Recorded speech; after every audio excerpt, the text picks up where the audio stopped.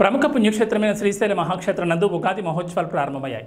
ఉగాది మహోత్సవాల సందర్భంగా అధిక సంఖ్యలో పాదయాత్ర చేస్తూ కన్నడ భక్తులు శ్రీశైల మహాక్షేత్రం తరలివస్తున్నారు. అధిక సంఖ్యలో వచ్చే వాహనాలను నిలుపుదల చేయడానికి యజ్ఞవాటిక పార్కింగ్ స్థలం, నంది సర్కిల్, బసవనం, రుద్రాక్షవనం, పుష్కరిణి వంటి పార్కింగ్ ప్రదేశాల్లో వాహనాలతో రద్దీ ప్రదేశంగా కనిపిస్తున్నాయి.